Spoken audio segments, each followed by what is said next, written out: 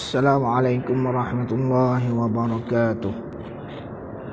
Qiraatul Fatihah. A'udzubillahi minasyaitonir rajim. Bismillahirrahmanirrahim. Alhamdulillahirabbil alamin. Arrahmanir rahim. Maliki yaumiddin. Iyyaka na'budu wa iyyaka nasta'in. Ihdinas siratal mustaqim. Siratal ladzina an'amta 'alaihim ghairil maghdubi 'alaihim waladdallin. Amin. Allahumma anta rabbi la ilaha illa anta khalaqtana wa ana 'abduka wa ana 'ala ahdika wa wa'dika mastata'. A'udzu bika min syarri ma sana'. Abu'u laka bi ni'matika 'alayya wa abu'u bi dzambi. فاغفر لي فإنه لا يغفر الذنوب إلا أنت.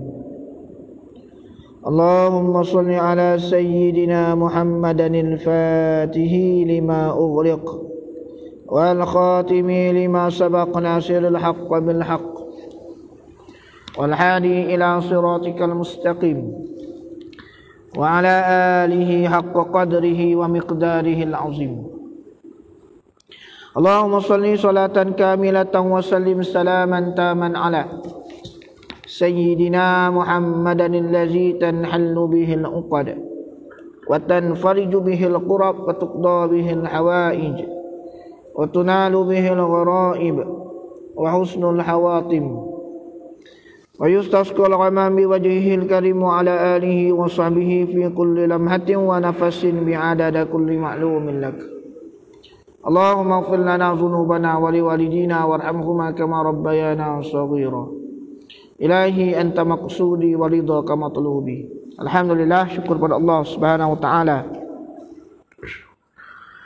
kerana mengurniakan kepada kita nikmat Islam, nikmat iman dan nikmat umur, dan ditambah satu nikmat Allah Taala kurniakan kepada kita nikmat, iaitu nikmat kelapangan waktu untuk kita sama-sama muzakarah daripada kitab Wishahul Afrah. Yang kita lama dah, dekat setahun ada rasa sakok. Jadi kita sambung, saya pun tak ingat mana. Jadi kita tengok ini bab pada menyatakan menakuti orang yang meninggalkan sembahyang. Tengok dalam bab kitab Wisha kita.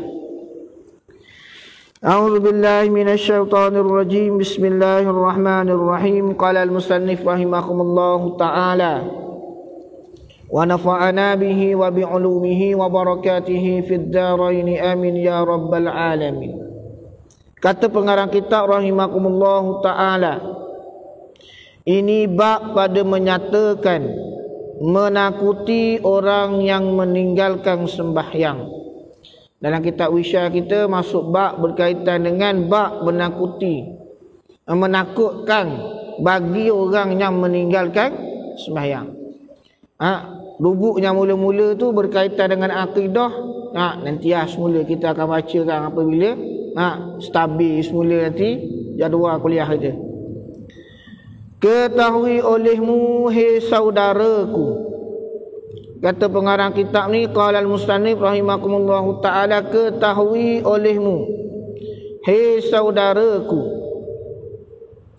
beri faham akan kami oleh Allah Ta'ala dan akan kamu pada agama.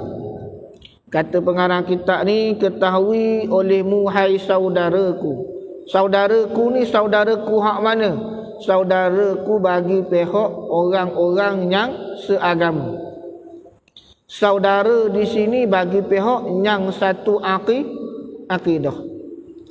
Beri faham akan kami Allah Ta'ala dan akan kamu pada agama. Moga-moga Allah Subhanahu wa Ta'ala beri kefahaman kepada kami. Kami ni kepada aku, musannif kitab ni kata. Dan memberi kefahaman kepada kamu. Kamu ni siapa? Kamu ni saudaraku. Saudaraku bagi pihak akidah. Bagi faham kepada kamu pada agama.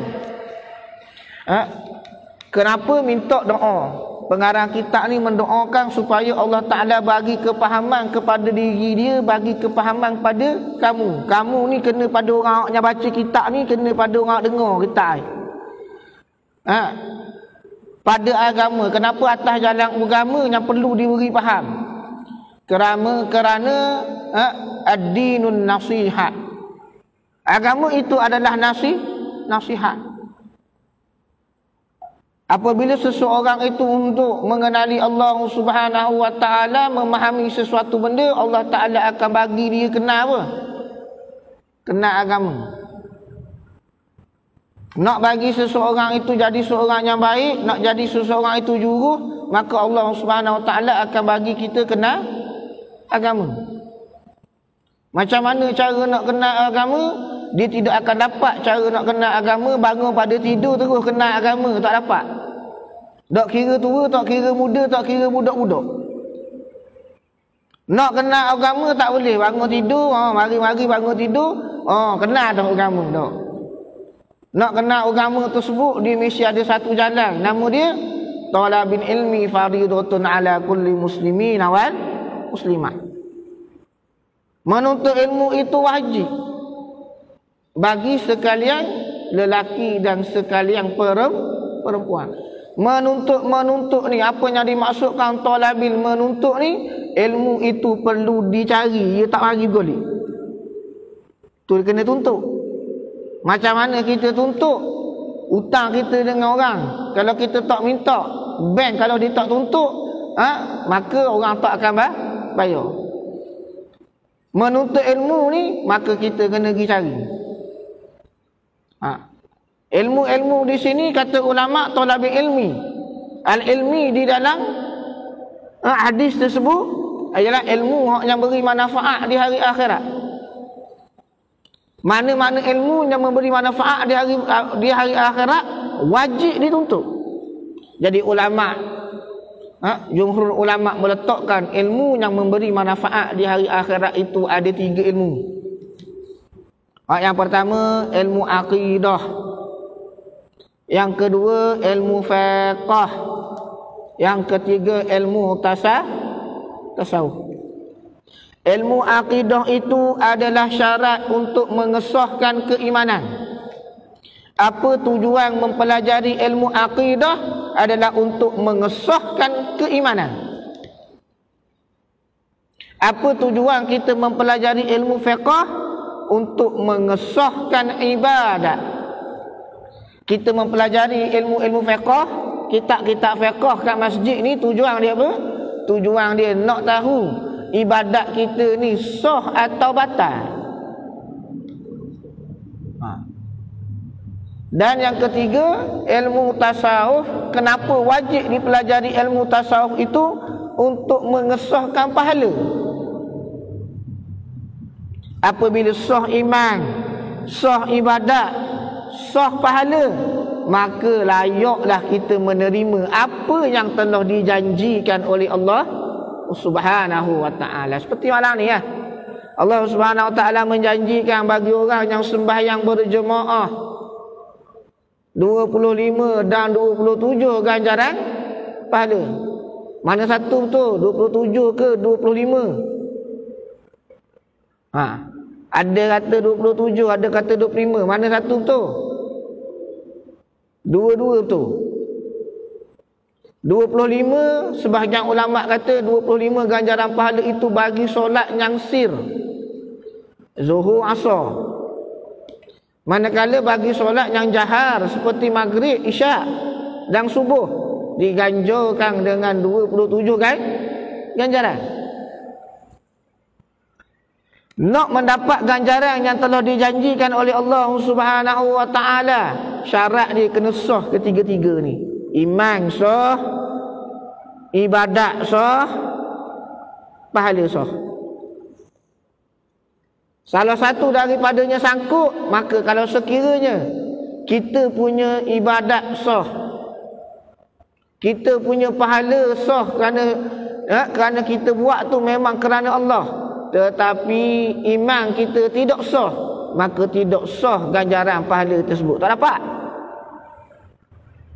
Jadi ulama-ulama meletakkan 3 cabang ilmu itu adalah ilmu fardu ain yang wajib dipelajari, tidak boleh tidak.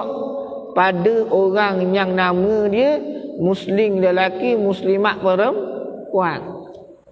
Yang mana hak yang mukallaf, lelaki dan perempuan yang mukallaf. Apa dia syarat mukallaf? Sini banyak ngaji kitab. Mukallaf syarat dia ada berapa? Mukallaf syarat dia ada berapa? Seramai-ramai ni mukallaf syarat ada berapa? Mukallaf syarat dia ada 4. Yang pertama baligh. Yang kedua akil, berakal. Baligh bagi lelaki keluar mani, bagi perempuan keluar haid. Kalau sekiranya kedua-duanya tak keluar mani dan tak datang haid, cukup umur 15 tahun hijrah bulan Islam, maka dia baligh dengan sendirinya. Lepas tu akil, berakal. Berakal ni boleh beza mana baik dan mana buruk. Tak perlu nak ambil SPM sampai dapat pangkat 1 tak payah. Berakal di sini dapat membezakan mana baik dan buruk, dia boleh menguruskan diri dia. Pertama baligh, yang kedua akil, yang ketiga iwat diam. Tiga sampai ilmu. Ilmu sampai. Ni dipanggil mukallaf. Ilmu agama itu sampai di tempat dia. Ilmu agama sampai. Dan yang keempat, tidak buta dan tidak pekak. Salah satu daripadanya, kalau dia buta tetapi dia tidak pekak, maka dia masih lagi mukallaf. Dia pekak tetapi celik, masih lagi mukallaf.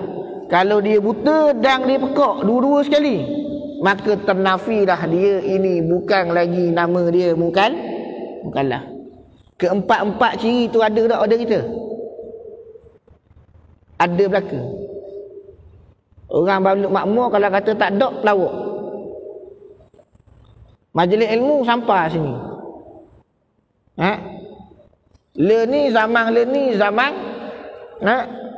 Zaman moden. Tahun 2000. 2020 dah habis, 2021 dah. Wawasan 2020 habis dah. Wawasan 2021 dah kira masuk 2021. Nak kata zaman hari ni zaman terbalik. Zaman sebelum ni orang nak dapat ilmu, orang kena cari tok guru. Orang ke masuk bermusafir cari tok guru. Zaman hari ni tok guru mari, anak murid tak ada. Ni zaman hari ni. Zaman hari ni kita je kena perlu luangkan masa. AJK Masjid perlu kreatif untuk meletakkan jadual-jadual dia.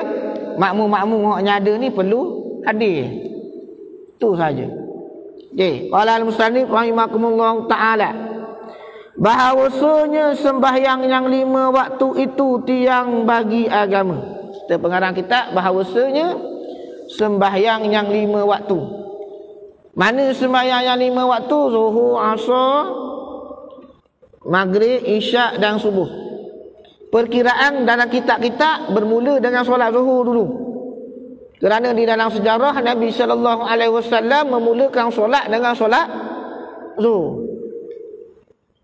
Balik daripada Mi'raj, Rasulullah sampai semula ke Mekah, tidak ada solat subuh pada waktu tu. Sehinggalah masuk waktu zuhur, Jibril datang ajak Nabi SAW sembahyang. Ia sembahyang yang pertama yang dilaksanakan junjungan Nabi SAW adalah solat zuhur. Itu mana-mana kita dimula dengan solat zuhur. Kenapa tak mula dengan subuh? Dimula dengan zuhur kerana sejarah sembahyang bermula tertegaknya sembahyang adalah dengan solat zuhur mula-mula. Maka mereka yang mendirikan sembahyang, maka senya ni bahawasanya telah mendiri ia mereka agama. Maka senya orang yang mendirikan sembahyang itu telah mendirikan agama. dan mereka yang meninggalkan sembahyang, maka senyanya orang yang meninggalkan sembahyang telah meruntuh ia, telah meroboh ia orang yang meninggalkan sembahyang akan agama. Okey, kalau kita tengok dalam kitab Wisyaul Afrah, maka senyanya telah mendiri ia akan agama, dan mereka yang meninggalkan sembahyang maka senyanya telah meroboh ia akan agama. Ni ambil di mana ni? Ambil di dalam satu hadis Nabi sallallahu alaihi wasallam. Ini lafaz hadis dia. As-salatu imanuddin faman aqamaha faqad aqamaddin wa man hadamaha faqad hadamaddin. Dalam riwayat yang lain, as-salatu imanuddin faman aqamaha faqad aqamaddin wa man tarakaha faqad hadamaddin. Tu dalam hadis yang lain, dia ada dua riwayat. Jadi pengarang kitab ni ambil maksud itu adalah salah satu hadis Nabi. Apa maksud dia? Hadis ini telah mengeluarkan dia oleh Baihaqi di dalam Asy-Sya'bi dengan sanad yang dhaif. Hadis ni adalah hadis yang dhaif. Hadis yang dhaif, bukan hadis yang maudhu'. Jangan mudah nak memaudukkan hadis. Hadis yang dhaif adalah hadis yang boleh beramal, cuma tidak digunakan untuk berhujjah. Masih boleh beramal kerana hadis yang dhaif itu adalah perkataan daripada Nabi. Jadi dia kata dalam maksud dia bahawasanya maka mereka yang mendirikan sembahyang maka senyanya telah mendirikan agama. Nisbah bagi orang yang mendirikan sembahyang itu adalah orang yang meninggikan agama. Kerana apa? Kerana sembahyang itu diibaratkan sebagai tiang agama. Kerana sembahyang itu diibaratkan, ditasbihkan sebagai tiang agama. Jadi sesiapa yang mendirikan sembahyang hak mana? Hak 5 waktu tu tadi. Dia diumpamakan telah mendirikan agama. Barang siapa yang meninggalkan sembahyang hak mana? Hak 5 waktu. Hak ni kena takdir molek siapa ada kitab tulis. Meninggal di sini tinggal dengan jalan sengaja. Bukan tinggal dengan jalan tok sengaja. Macam mana tinggal dengan jalan tok sengaja? Tinggal jalan tok sengaja macam ni. Tidur bangun habis waktu. Itu dikira tinggal dalam tok sengaja. Tidur sedar dah, tersedar dah, lepas tu tak masuk waktu lagi, ada lagi 15 minit lagi masuk waktu. Tidur sekejap dengan zon yakin boleh bangun dalam waktu, sedar-sedar lajak sampai habis waktu, juga termasuk dalam kategori orang yang tidak sengaja. Tapi kalau bangun dah dalam waktu, bangun dalam waktu, konang dah. Aku ni kalau tidur kayak gini memang tak semayang. Ikut juga nafsu nak tidur tu. Maka itu dia panggil meninggalkan sembahyang dengan sengaja. Jadi bagi orang yang meninggalkan sembahyang dengan sengaja ni, yang pertama, ni. Termasuk golongan yang meninggalkan sembahyang dengan sengaja ni adalah orang yang sembahyang tak belajar. Juga termasuk dikategorikan bagi orang yang sembahyang dalam keadaan meninggalkan sembahyang dengan sengaja. Macam mana? Dia mari-mari nak jadi baik, dia tak belajar. Dia nampak masjid maka dia pergi masjid, sarung jubah, sarung payah, sarung pakai kain pelekat, diikut orang sembahyang. Bacaan dalam semayang tak betul setarang. Perbuatan di dalam semayang tak kena terus dengan apa yang dikehendaki. Dia hanya taklid ikut orang. Orang rukuk, dia rukuk. Orang iktidal, dia iktidal. Maka orang ni juga tak nama sebagai orang yang semayang. Habis waktu, dia juga dikirakan sebagai orang yang meninggalkan semayang. Berat deh. Semayang ni benda tak boleh buat main-main. Kitab Wisyaul Afrah ni menjurus kepada banyak berkaitan dengan bab solat sahaja. Jadi qala al-musannif rahimakumullah taala, dan bahawasanya daripada sebesar-besar bala dan terlebih keji daripada segala yang keji-keji, dan terlebih aib daripada segala yang aib-aib itu. Kata pengarang kitab, dan bahawasanya daripada sebesar-besar bala. Dalam banyak-banyak bala, ni bala yang paling besar. Tu maksud dia. Dan terlebih keji daripada segala yang keji-keji. Dalam banyak-banyak perkara yang keji, perkara ni lah yang paling keji. Okey. Dan terlebih aib dari segala yang aib-aib. Banyak dah benda yang aib. Perkara yang paling aib, ni lah yang paling perkara yang paling aib. Apa dia? Jawab dia, bermudah-mudah seorang dengan sembahyang. Ni benda yang paling keji, benda yang paling bala, besar-besar bala, benda yang paling keji, sebesar-besar keji, sebesar-besar aib, iaitu orang yang bermudah di dalam sembahyang. Apa maksud orang yang bermudah di dalam sembahyang? Jangan salah tafsir. Orang kita bila bermudah dalam sembahyang, dia kata sembahyang akhir waktu tu bermudah dalam sembahyang. Sembahyang akhir waktu kira bermudah kan? Tidak. Sembahyang di akhir waktu tetap di dalam waktu sembahyang, tidak bermudah-mudah. Masih menunaikan sembahyang, cuma tak dapat afdal saja. Afdalnya di awal waktu. Tu saja. Bermudah-mudah di dalam sembahyang ni iaitu orang yang sembahyang tak betul pada syarat, tak betul pada rukun, tak betul pada tidak mengetahui perkara yang membatalkan sembahyang. Ni pandai orang bermudah-mudah. Pertama, apabila kita mempelajari berkaitan dengan ilmu fiqh, apabila masuk di dalam babus solah, perkara pertama yang kita kena tahu syarat wajib sembahyang.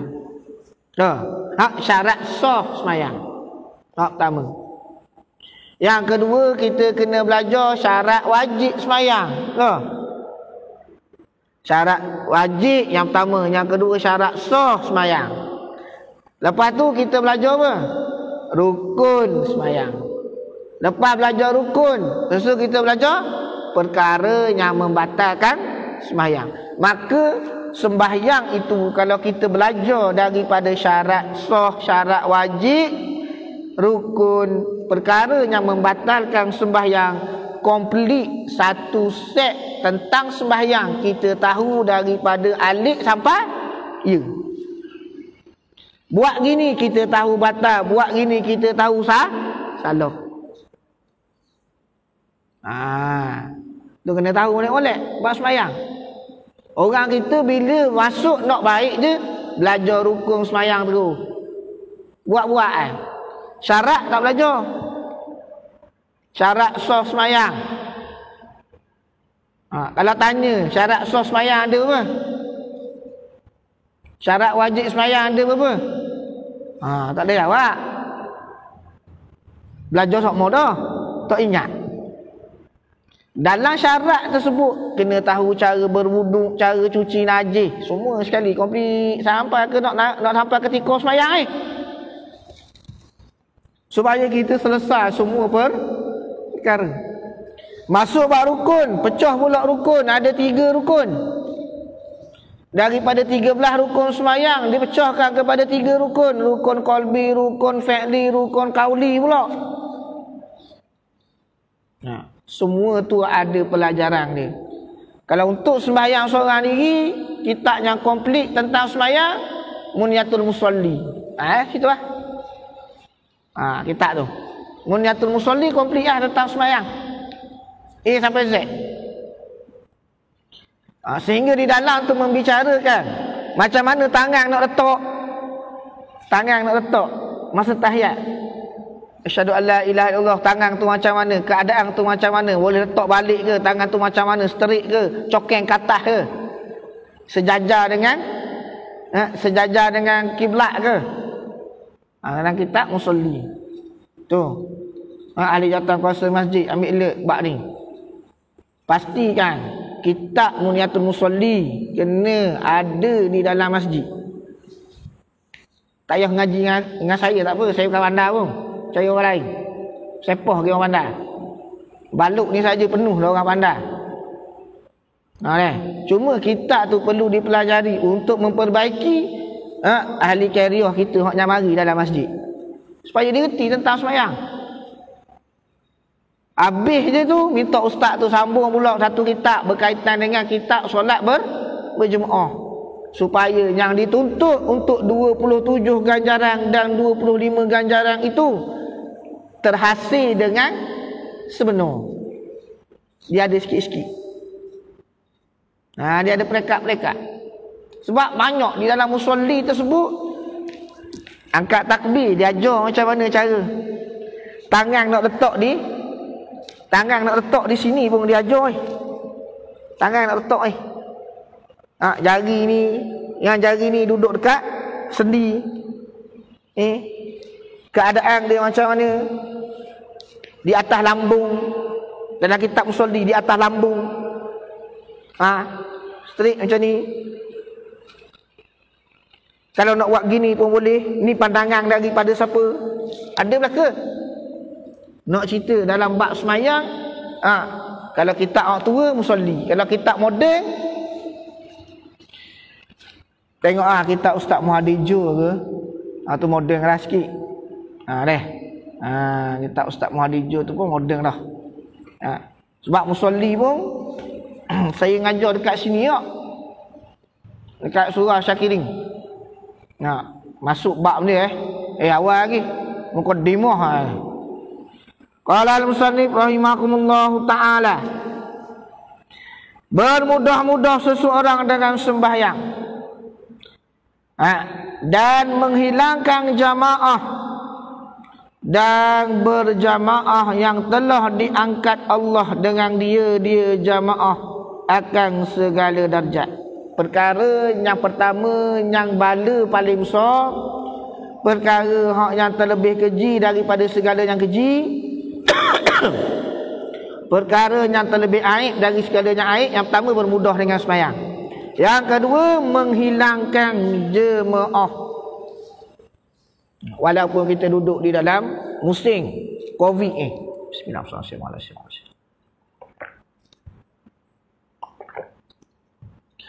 Walaupun kita duduk di dalam musim Covid, kita bersyukur kepada Allah Subhanahu Wa Taala. Walaupun duduk dalam musim Covid, kita duduk dalam negeri yang masih membenarkan kita sembahyang. Sebahagian negeri sembahyang tak boleh. Sebahagian negeri PKP ni kuliah dekat masjid tak dapat. Kita duduk di sebuah negeri yang bagi kelonggaran buat ni. Jadi walaupun kita duduk di dalam hak yang musim Covid ni, bukan itu salah satu benda hak yang menjadi alasan untuk kita tidak mendirikan jemaah. Hak ni alasan banyaknya ada pada kita. Sehingga menjadikan selesanya duduk di rumah. Tak nak pergi jemaah. Kerana menghilangkan jemaah tersebut adalah perkara hak yang paling bala yang paling besar daripada segala bala. Benda hak yang terlebih keji daripada segala yang keji, dan benda yang terlebih aib. Maksudnya kita tidak dapat menempatkan diri kita ni untuk pergi berjemaah, maka kita meletakkan diri kita ni pada hari itu adalah meletakkan pada bala yang paling besar bala dia. Benda yang paling keji kita buat, tak ada dah perkara yang paling keji, iaitu menghilangkan jemaah, tinggalkan jemaah. Tapi kita tak berasa lah benda ni, kerana perkara ni pada sekalian sahabat saja yang merasai dia. Kita tak tak apalah, sekali-sekala. Tu lah kita. Semayang juga di rumah. Kan? Kita kena letakkan. Kerana ini merupakan sebahagian daripada berkaitan dengan solat. Maka Syekh Ahmad Al-Fatrani kata, tak ada dah perkara yang paling bala yang paling besar, tak ada dah perkara yang paling keji, tak ada dah aib yang paling aib, iaitu kita menghilangkan jemaah. Dan berjemaah yang telah diangkat Allah Ta'ala akan dia di jemaah akan segala darajah.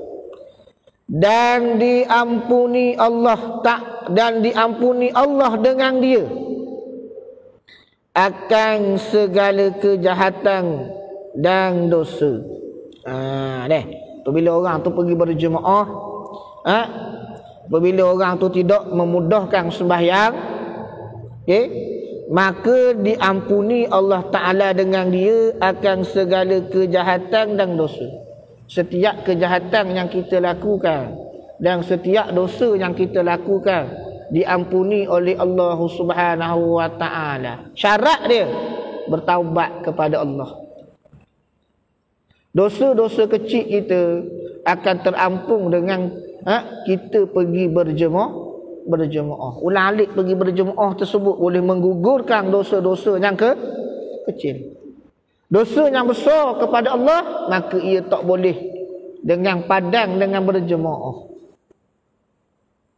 Dosa yang besar kita kepada Allah, perlu bermunajat dengan Allah, perlu mengadu dengan Allah Subhanahu wa Ta'ala. Minta keampunan dengan Allah. Sesungguhnya Allah Subhanahu wa Ta'ala Ar-Rahman, Maha Pemurah. Pemurah Allah Subhanahu wa Ta'ala. Dan Allah Subhanahu wa Ta'ala yang amat-amat mengampuni segala dosa sekalian hamba dia. Jangan jadi orang yang hidup di atas dunia sombong, melakukan dosa kepada Allah Subhanahu wa Ta'ala tetapi tidak mahu bertaubat kepada Allah. Ini adalah orang yang sombong hidup di atas dunia. Di antara seorang yang menjadikan diri dia ni seorang hamba kepada Allah ni, ingat baik-baik. Sepanjang kita semayang ni, tak kira lah berapa lama dah kita menghadap pergi ke masjid ni. Rajin tak kita lepas daripada semayang, Assalamualaikum warahmatullahi, Assalamualaikum warahmatullahi, selesai daripada semayang kita ni. Rajin tak kita? Ya Allah, ya Tuhanku, terimalah ya Allah semayang aku ni, ya Allah, redalah aku dengan semayang ni. Rajin tak minta gitu dengan Tuhan? Dan tu kita ni, dengan semayang kita tu tadi, kalau kita tak minta, kita nak buat benda. Lepas semayang, Assalamualaikum warahmatullahi, Assalamualaikum warahmatullahi, jangan lupa dah pahala 27 itu. Jangan jadi orang gong, jangan jadi orang sombong. Kita sebagai seorang hamba, selesai daripada semayang, ya Allah, ya Tuhanku, jadikanlah solat aku ni, ya Allah, terimalah solat aku, ya Allah, redalah solat aku, ya Allah. Ingat satu peristiwa, tuan-tuan. Seorang daripada pelacur hanya memberi minum akan anjing dengan kasut dia. Perbuatan itu diredai oleh Allah Subhanahu wa Ta'ala. Lalu dia adalah sebahagian daripada ahli syurga. Semayang kita berpuluh tahun, sekiranya ada yang diredai oleh Allah Subhanahu wa Ta'ala, syurga kita, tuan-tuan. Tapi apa kita tak rajin minta? Apa kita duduk rasa kita habis semayang isyak ni, pagi esok boleh semayang subuh? Kita tahu tak kita hidup pagi esok? Sebab kita tak tahu itulah. Sepatutnya selepas daripada semayang, ya Allah, ya Tuhanku, terimalah amalku ini, ya Allah. Jadikanlah ia sebagai supaya solatku ini mureda dia, ya Allah. Minta, ud'uni astajib, aku minta. Kalau tak guna buat, malam ni mula buat. Habis daripada semayang sambil Tok Imam, Astaghfirullahalazim. Ni hadirkan dalam hati, ya Allah, ya Tuhanku, kau terimalah solatku tadi, ya Allah. Jadikanlah ia redha supaya engkau redha solatku ni Allah, engkau terima ya Allah, minta terima. Hak ni dipanggil sebagai makam seorang hamba hak yang rojak, mengharap. Baru tu kita buat dah kebaikan, kita semayang dah hak yang sempurna, maka kita mengharapkan Allah Ta'ala tu terima. Ini tidak. Buat sempurna lepas semayang, 27 lah tangan. Hak ni gong nama dia. Minta maaf bak lama tak jumpa tak pun kat setahun. Ni. Qala al-musannif rahimakumullahu ta'ala. Dan berbuat ibadat dengan dia sembahyang ahli bumi dan ahli 7 petala langit, dan tiada meninggalkan sembahyang dan bermain-main akan dia sembahyang oleh dunianya, melainkan mereka yang telah terdahulu celakanya pada azali. Wallahu ta'ala a'lam. Ni musim PKP ni masalah dia.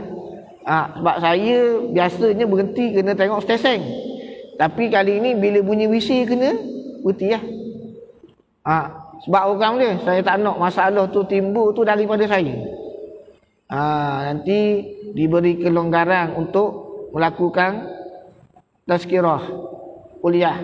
Mari dia, orang lain pun tak boleh masuk. Sebab lama nak telefon kena terik. Jadi, sebelum tutup majlis, mohon kemaafan kalau berlaku kekasaran kata-kata. Kalau ada terkata tu, saya minta maaf. Sebab tujuan kuliah, tujuan nasihat, dia memang kena kata kepada orang yang ada akal. Dia tak kata ke tiang lampu. Dia tak kata ke kipas. Tujuan peringatan-peringatan adalah bagi orang hak yang berakal, supaya dia boleh berfikir nak melaksanakan sesuatu yang baik untuk diri dia. Jadi yang baik itu daripada Allah, kelemahan kekurangan itu daripada pihak diri saya sendiri. Hakikatnya semua daripada Allah Subhanahu Wa Taala. Kita tawakkul dulu dengan kafaratul majlis dan suratul Subhanakallahumma wa bihamdika asyhadu an la ilaha illa anta astaghfiruka wa atubu ilaik. Wal 'asr innal insana lafi khusr illa allazina amanu wa amilus solihat wa tawassaw bil haqq wa tawassaw bis sabr. Allah Allah Rabbuna Allah Allah Allah Hasbunallah Allah Allah Rabbuna Allah Allah Allah Hasbunallah. Nahmadullah wa nashkurullah, zalika fadlun minallah. Nahmadullah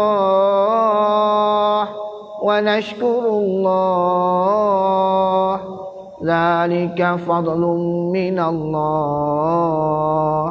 Allah Allah Rabbuna Allah Allah Allah Hasbunallah. Wallahu ta'ala alam.